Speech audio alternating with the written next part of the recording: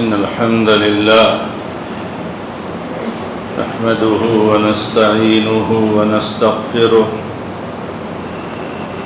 ونعوذ بالله من شرور أنفسنا ومن سيئات أعمالنا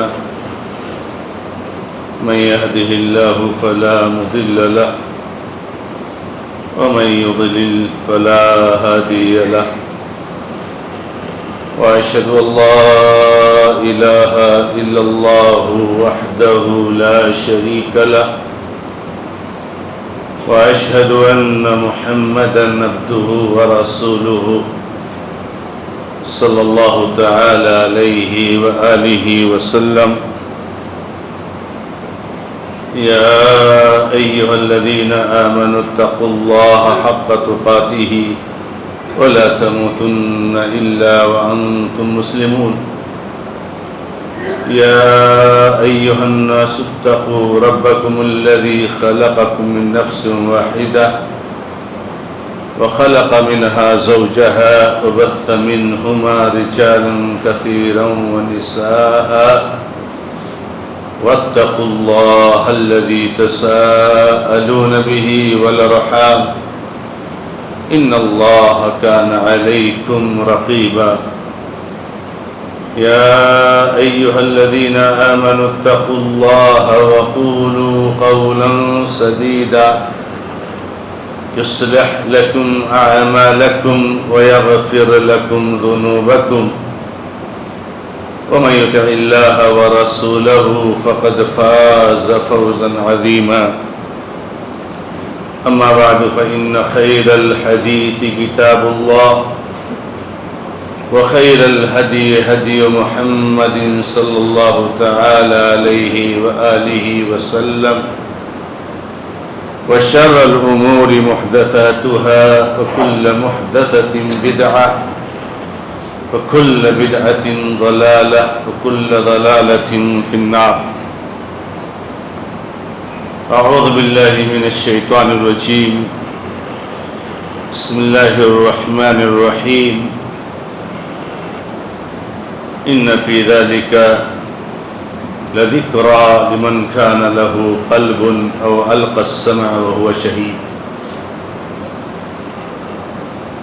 محترم اور معزز دینی اور ملی بھائیوں، ہر قسم کی تعریف اور توصیف، کبریائی، بڑائی، بزرگی، برتری اللہ رب العزت کے لیے خاص ہے، جو تنہا معبود حقیقی لا شریک لہو ہے۔ اس کے بعد اللہ کے نبی محمد رسول اللہ صلی اللہ علیہ وسلم پر لاکھوں کروڑوں بے شمار درود و سلام کے نذرانے پیش کرتے ہوئے گزشتہ خطبے میں آپ کے سامنے ماضی میں جو مبارک ایام اور ان مبارک ایام میں جو مبارک عبادتیں ہم نے اور آپ نے انجام دی ہیں، وہ عشر ذی الحجہ کی عبادتیں ہیں، تکبیرات ہیں، تحلیلات ہیں، وہ حج ہے، قربانی ہے۔ ان ساری عبادتوں سے متعلق آپ کے سامنے یہ بات رکھنے کی کوشش کی گئی کہ ان ساری عبادتوں میں رب العالمین نے ہمارے اور آپ کے لیے بہت سارے دروس، بہت ساری عبرتیں، بہت ساری نصیحتیں رب العالمین نے رکھی،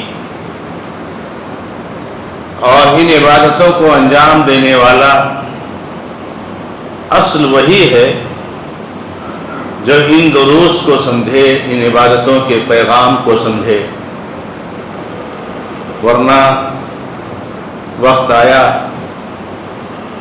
آپ نے قربانی کی، حج کیا، تکبیرات بلند کیے اور چلے گیا، آپ نے اس سے کوئی فائدہ نہیں اٹھایا، کیونکہ اصل عبادت کی قبولیت کی جو علامت ہے وہ یہی ہے کہ اس عبادت کو جس مقصد کے تحت مشروع کیا گیا ہے وہ آپ کے اندر پیدا ہو جائے، موجود ہو جائے۔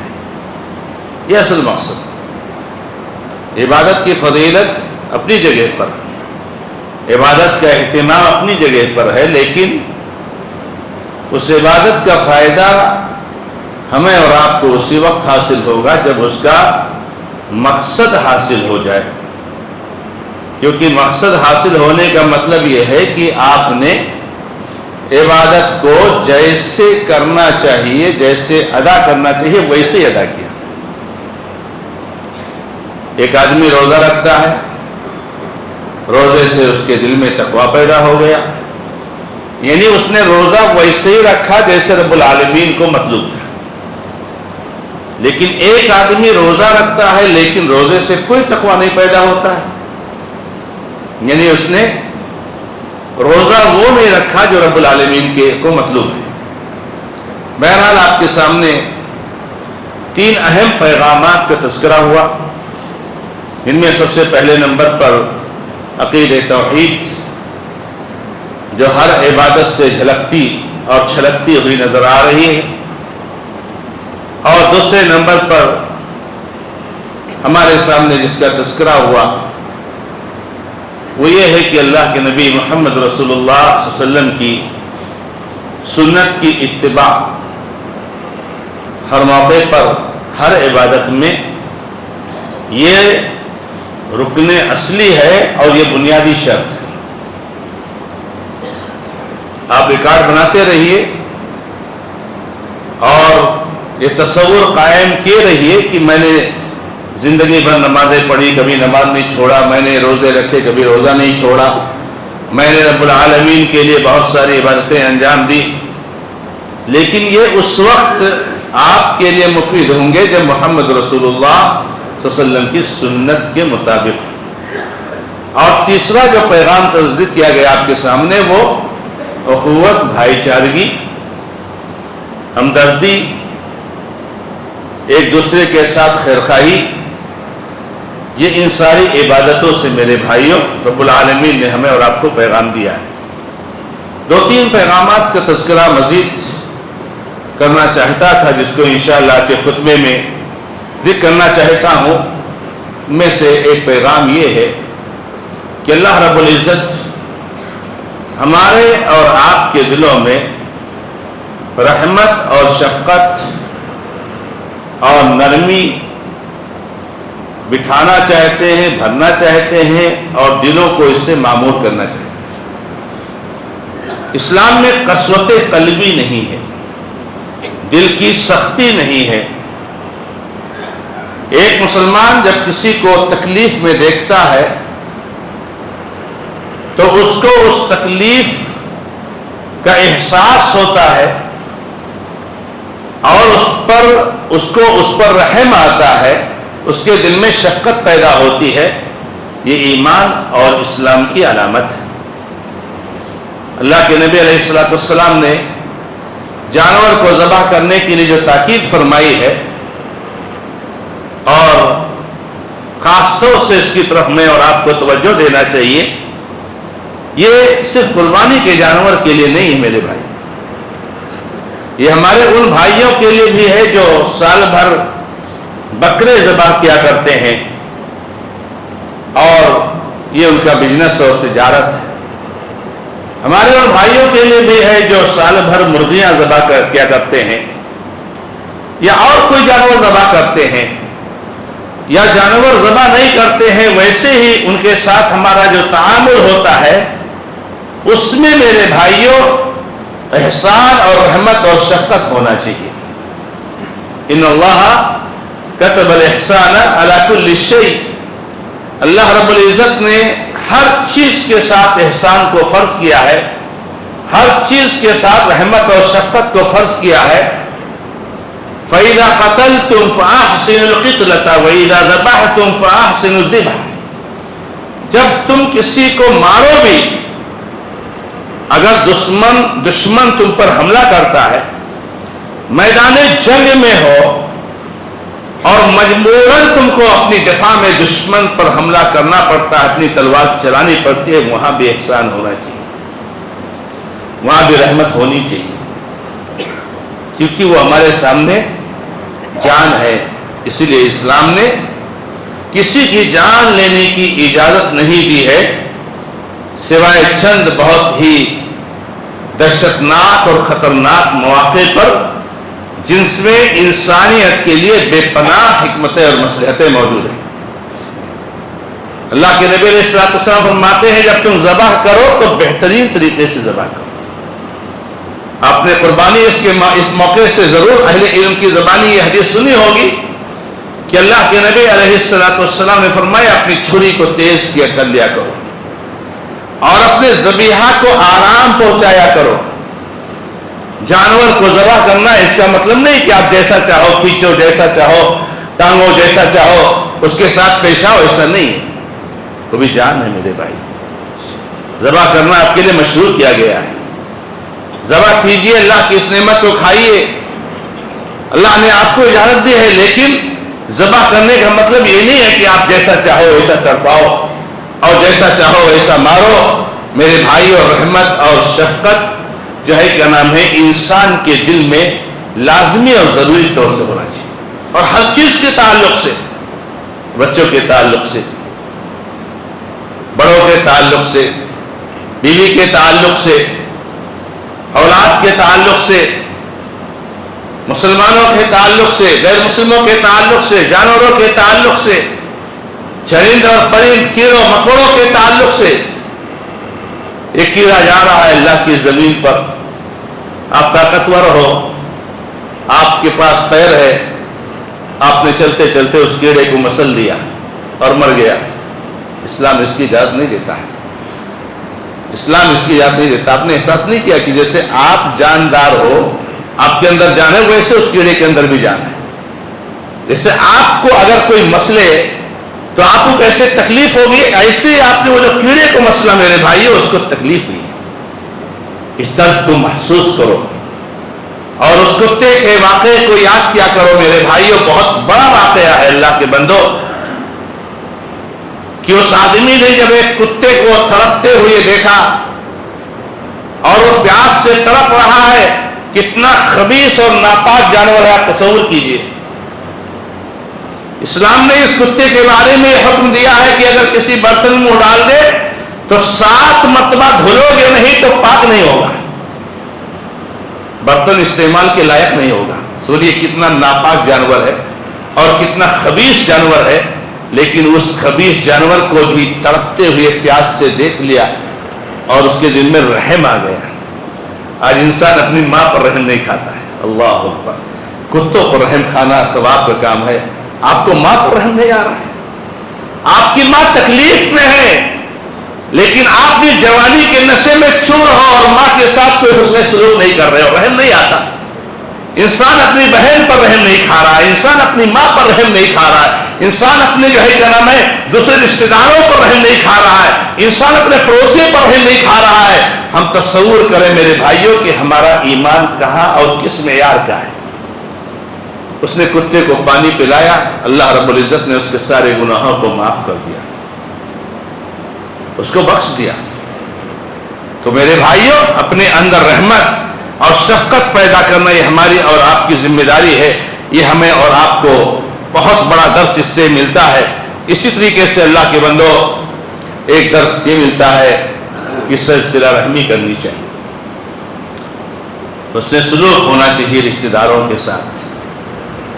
جب صلہ رحمی کی بات آتی ہے تو بہت دل کو تکلیف ہوتی ہے کہ ہزاروں کی تعداد میں ہم اور آپ یہاں سب بیٹھے ہوئے ہیں، یہی بیٹھے بیٹھے تھوڑا تصور کر لیں کہ ہمارا اپنے رشتہ داروں کے ساتھ کیا تعامل ہے۔ شیطان نے کس طریقے سے ہم کو رگلایا اور بہکایا ہے کہ صلہ رحمی تو چھوڑ دیجئے، قطع تعلق اور رشتہ داروں کے ساتھ بدسلوکی اور رشتہ داروں سے بدزبانی اور رشتہ داروں کو تکلیف دینا تو اتنا عام ہے جتنا کہ کسی غیر کو نہیں دیا جاتا ہے۔ واللہ جتنا آج مسلمان اپنے رشتہ دار کو تکلیف دیتا ہے وہ غیر کو نہیں دیتا ہے۔ وہ جانتا ہے کہ غیر کو تکلیف دینا اسلام میں جائز نہیں ہے. بھائی ہر انسان کے ساتھ اسے سلوک کرنے کا حکم دیا گیا نا اسلام میں. کسی غیر کو کیوں تکلیف دے بھائی؟ تو کیا رشتہ دار کو تکلیف دینے کی اجازت ہے اسلام میں؟ یہ جس رشتہ دار سے آپ نے 10-20 سال سے بات نہیں کی ہے اور جس کی دن رات آپ برائیاں کرتے ہو لوگوں کے سامنے, اور مطلب اس سطح کو پہنچ چکے ہیں ہم کہ اگر ہمارے رشتہ دار کی پاک باز بیٹی کی شادی کہیں طے ہو رہی ہے تو ہم نہ معلوم کتنے اتہامات اور الزامات اس پر لگا کر کے یہ کوشش کرتے ہیں کہ یہ شادی نہ ہونے پائے. کس معیار کو پہنچا ہے مسلمان, کس گھٹیا ترین درجے کو پہنچا ہے مسلمان. میری بیٹی ہے میرے بھائی, وہ میری بہن ہے میرے بھائی, اس کا رشتہ ہونا یہ میری کامیابی ہے, یہ میری عزت ہے میرے بھائی. میرے بھائی کی بیٹی ہے, میرے بھانجے کی بیٹی ہے, میرے خالوں کی بیٹی ہے, میرے چاچا کی بیٹی ہے, وہ اپنی بہن ہے, اپنی بیٹی ہے. اس کا رشتہ ہونا, اس کا بہتر رشتہ ہونا یہ ہماری عزت ہے, ہماری کامیابی ہے. اس کو تو تصور کرو. ذبح کرو قربانی کا جانور تو ایک حصہ رشتہ داروں کا ضرور ہونا چاہیے. اگر رشتہ داروں کو نہیں پہنچا تو میرے بھائی شاید قربانی ہی نہیں ہوگی, نہیں قربانی کا ثواب نہیں ملے گا. لازم ہے رشتہ داروں کو کھلایا جانا چاہیے, غریبوں کو بھی نہیں بھولنا ہے, لیکن رشتہ داروں کے حقوق کا بھی خیال رکھنا ہے. تو رشتہ داروں کو بھی پہنچاؤ میرے بھائی. تو صلہ رحمی کا درس دیتا ہے رب العالمین ہمیں اور آپ کو ان عبادات اور ان جو ہے کیا نام ہے احکامات کے ذریعے سے کہ صلہ رحمی ہونی چاہیے. میرے بھائیوں, اللہ رب العزت سے توبہ کرو, استغفار کرو, رجوع کرو رب العالمین کی طرف. واللہ یہ گناہ اتنا زیادہ عام ہے, اتنا زیادہ عام ہے کہ بھائی بھائی کی دشمنی تو بالکل جو ہے کیا نام ہے اپنے جو ہے عروج کو پہنچی ہوئی ہے. میرے بھائیوں, کون سا ایسا بھائی ہے کہ اس کے اپنے بھائی کے ساتھ بہت اچھے تعلقات ہیں؟ بھائی بھائی کی دشمنی. جن دو بھائیوں نے ایک ماں کا دودھ پیا ہے, جن دو بھائیوں نے ایک ماں کے گود میں جو ہے کیا نام پرورش پائی ہے, جن دو بھائیوں نے ایک باپ کے نطفے سے پیدا ہوئے ہیں, اور جب یہ دونوں بچپن میں تھے تو ایک بھائی اگر اس بھائی کے بھائی کو اگر کوئی پڑوس کا بچہ کبھی کہہ دیا تو یہ جا کر کے اس کو 4 لافے مارتا تھا کہ میرے بھائی کو تو نے کیسا, آج خود مارتا ہے. بچپن میں تو بھائی کی حفاظت کرتا تھا اور آج بھائی پر خود حملہ کرتا ہے. یہ دنیا, یہ مال و دولت, یہ عزت, یہ منصب, یہ شہرت, یہ پراپرٹی, یہ جائیداد, یہ ساری کی ساری میرے بھائیوں ختم ہو جائیں گی. اللہ کے بندو, ہم آخرت کی طرف بھاگ رہے ہیں, ہم موت کی طرف بھاگ رہے ہیں, اور جو ہے کیا نام ان پراپرٹیوں کو ہم لے کر کے اپنی قبر میں نہیں جائیں گے. میرے بھائیوں, اکثر پراپرٹی اور جائیداد, اکثر مال و دولت یہ بھائیوں سے دشمنی کا ذریعہ بنتی ہے. لاکھ مار دیجیے ایسی پراپرٹی اور دولت پر جو بھائی کی دشمنی کا ذریعہ بنے. بھائی کی محبت برقرار رہے, دشمن یہ پراپرٹی جائیداد نہیں چاہیے.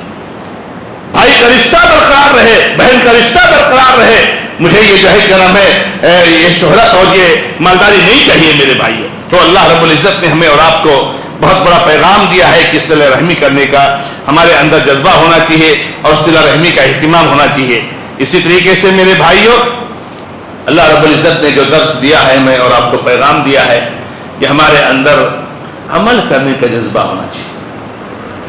دیکھیں ہر وقت تکبیرات میں مشغول ہیں آپ, عشر ذی الحجہ میں عبادتوں کا سلسلہ لگا ہوا ہے, اور اللہ رب العزت کے لیے آپ ہمیشہ جو ہے کیا نام ہے عبادت میں لگے ہوئے ہیں.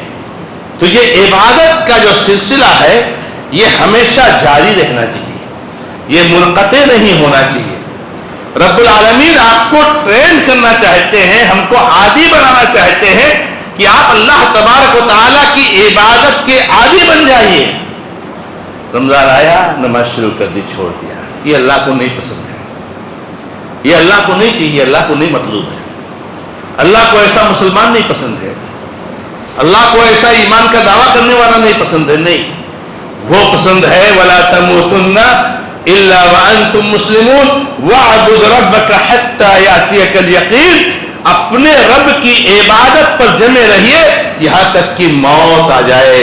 اور میرے بھائیوں, ایک اہم پیغام جو ان عبادات اور ان مواقع سے جو ہمیں حاصل ہوتا ہے وہ خاص طور سے میری ماں اور بہنوں کو وہ پیغام حاصل ہوتا ہے اور ہمارے لیے دروس اور عبر ہے کہ ابراہیم علیہ السلام کا تذکرہ اور پھر ابراہیم کا تذکرہ ہو اور اسماعیل علیہ السلام کا تذکرہ ہو اور اسماعیل کو قربان کرنے کا تذکرہ ہو اور ہاجر کا تذکرہ نہ ہو۔ اہل علم میں لکھا ہے کہ اسماعیل کی تربیت میں ابراہیم سے زیادہ ہاجر کا دخل تھا۔ ابراہیم علیہ السلام تو اسماعیل علیہ السلام کو چھوڑ کر مکہ آ گئے تھے اللہ رب العزت کے حکم سے۔ ہاجر کی تربیت میں اسماعیل تھے اور اتنا ایسا نہیں ہے کہ کچھ سالوں کے بعد آ گئے۔ اسماعیل علیہ السلام بڑے ہو گئے مکہ میں، ان کی شادی ہو گئی۔ آپ کو واقعہ بھی معلوم ہے، میری بہنوں اور ماؤں کو بھی معلوم ہے کہ ابراہیم علیہ السلام اسماعیل علیہ السلام کی شادی ہونے کے بعد جب وہ بوڑھے ہو گئے تھے تب وہ اسماعیل علیہ السلام کی زیارت کے لیے آئے تھے مکہ۔ اور واقعہ بھی معلوم ہوگا کہ ابراہیم علیہ السلام ایک بار آئے، بوڑھے آدمی کی شکل میں تھے، تو اسماعیل علیہ السلام کی بیوی تھی اور ابراہیم علیہ السلام آئے تو پوچھا، سوال کیا کہ بیٹا کہاں ہے، اسماعیل کہاں ہے؟ تو کہا کسی ضرورت کے تحت گئے۔ تو جو ہے اسماعیل علیہ السلام کی بیوی سے حال چال پوچھا، کیسے ہیں، کیا چل رہا ہے؟ تو بیوی نے بہت کچھ تکلیفیں بیان کی، بڑی پریشانی ہے، یہ ہے وہ ہے۔ تو ابراہیم علیہ السلام نے ان کے ذریعے اسماعیل کو پیغام دیا کہ اسماعیل سے کہہ دینا اپنے گھر کا چوکھٹ بدل دے۔ کیا مطلب ہے گھر کا چوکھٹ بدل دے؟ بیوی بدل دے۔ یہ بیوی نہیں اچھی ہے، یہ بیوی نہیں اچھی ہے، ناشکری کرے عورت، وہ عورت نہیں اچھی ہے۔ اچھا، کتنا اہم معاملہ ہے کہ ابراہیم علیہ السلام نے بدلنے کے لیے کہہ دیا، بدلنے کے لیے کہہ دیا کہ بیوی کو چینج کر دیں۔ اب بیوی نہیں کہہ سکتے کہ بیوی ہی سے پیغام دے رہے، گھر کا چوکھٹ بدل دے۔ اسماعیل علیہ السلام آئے اور جو ہے کیا نام ہے، ان کی محترمہ نے بتایا کہ ایسے بوڑھے آدمی آئے تھے، ایسا ایسا پوچھا، ایسا پیغام دیا ہے۔ تو کہا میرے ابا جان ہیں اور انہوں نے جو ہے کیا نام مجھے آپ کو چینج کرنے کا حکم دیا ہے، مجھے دوسری بیوی لانے کا حکم دیا ہے۔ میرے بھائیوں، بڑا اہم مسئلہ ہے۔ صابرہ شاکرہ لڑکی کو تلاشیے۔ ماں اور بہنوں، کتنا بڑا درس ہے کہ ایک خاتون کو صبر اور شکر کے ساتھ اللہ رب العزت کی اطاعت کے ساتھ نبھانی چاہیے۔ آج ہماری ماں اور بہنوں کی شادی ہوتی ہے، سب سے بڑا مسئلہ اس کی افتتاح، اس کا آغاز، اس کی شروعات ناشکری سے ہوتی ہے۔ کتنی بڑی نعمت اللہ نے دی، شادی ہو گئی، ایک پاک دامن لڑکا ملا آپ کو، اللہ رب العزت نے ایک شوہر عطا فرمایا ہے۔ کسی بھی خاتون کے لیے سب سے بڑی نعمت ایمان کے بعد اور جو ہے توحید کے بعد یہ شوہر کی نعمت ہوتی ہے۔ شوہر کی نعمت یہ سب سے بڑی نعمت ہوتی ہے۔ اب شادی ہوئی، اللہ نے شوہر دیا، اللہ کا شکر ادا کرنا تو نہیں، ہم کو الگ گھر چاہیے، آپ کے ابو کے ساتھ نہیں رہنا، اتنی بڑی ناشکری۔ مجھے کسی کی خدمت نہیں کرنی، اتنی بڑی ناشکری۔ لڑائی جھگڑے تنازعات، بغیر کسی اجازت کے، بغیر کسی کیا نام ہے پرمیشن کے گھر سے نکل جانا غصہ ہو کر کے۔ میری ماں اور بہنوں، ایسی خواتین کی زندگیاں اسی میں ختم ہو جاتی ہیں اور اسی میں تباہ ہو جاتی ہے خواتین۔ صبر اور شکر بہت بڑی چیز ہے، اللہ رب العزت کا کرم اور احسان۔ یا اللہ، تو نے مجھے شوہر عطا فرمایا، ایک گھر عطا فرمایا جہاں پر ان کے بزرگ ابا بھی ہیں، جہاں پر ان کی بزرگ امی بھی ہیں، جہاں پر جو ہے کیا نام ہے اتنی بزرگ شخصیات ہیں، ان کے ذریعے سے ہم سیکھیں گے۔ ہم کہاں جائیں گے اکیلے رہنے کے لیے؟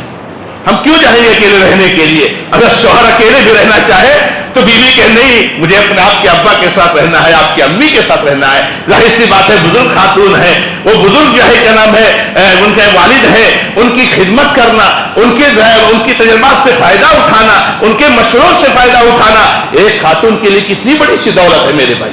ناشکری وہاں شروع ہو جاتی۔ اسماعیل علیہ السلام چینج کر دیا، بیوی کو طلاق دے دی، دوسری شادی کی۔ اتفاق سے ابراہیم علیہ السلام پھر آئے اور جو ہے کہ اسماعیل علیہ السلام نہیں موجود تھے، تو اس نے حال ماشاءاللہ الحمدللہ بڑا اچھا ہے، کتنی بھی تکلیف ہو گھر میں رہنے دیجیے۔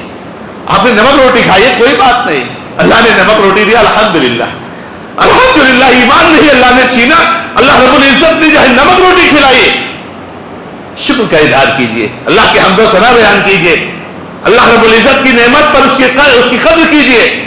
اللہ نے کتنی نعمتیں دی ہیں, بس فلانے کے پاس ایسا, علماء کے پاس ایسا, وہ ان کے پاس ایسی گاڑی آ گئی, وہ ان کے پاس ایسی گاڑی, ہمارے پاس تو کچھ نہیں ہے, ہمارا شوہر بھگمنگا ہے, یہ ہے وہ ہے. کون سے الفاظ استعمال کرتی؟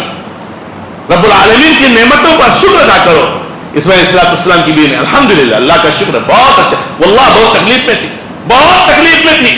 مکہ کی زندگی کتنی تکلیف دہ تھی اس وقت, اس کا اندازہ آپ کو نہیں ہو سکتا ہے, لیکن نہیں, الحمدللہ اللہ کا شکر احسان ہے, رب العزت کا سب بہت اچھا چل رہا ہے, اللہ رب العزت استقامت دے. تو ابراہیم علیہ السلام بہت خوش ہوئے اور کہا اسماعیل سے سلام کہنا اور کہہ دینا کہ اپنے گھر کے چوکھٹ کو باقی رکھے, عورت بڑی اچھی ملی ہے, بڑی نیک بیوی ملی ہے, اس سے بچوں کی تربیت بڑی اچھی ہوگی, اس سے جو ہے گھر کا ماحول بڑا اچھا ہوگا.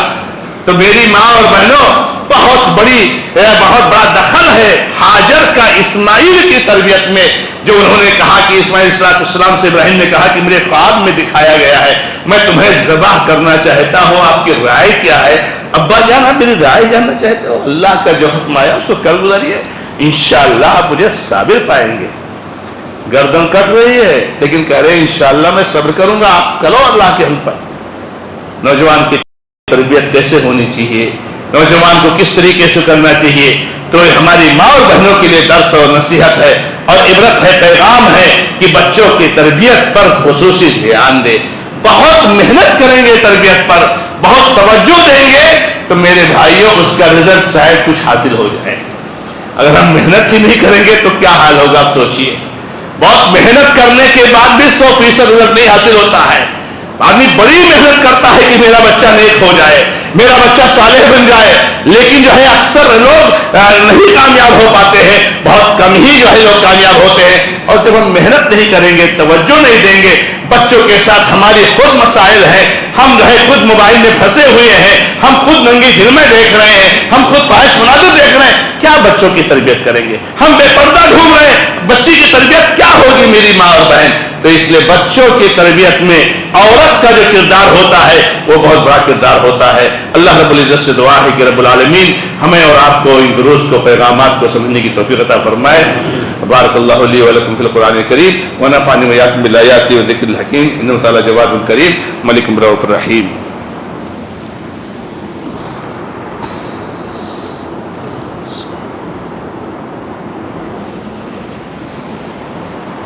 الحمد لله رب العالمين وأشهد أن لا إله إلا الله وحده لا شريك له وأشهد أن محمدا عبده ورسوله صلى الله تعالى عليه وآله وسلم.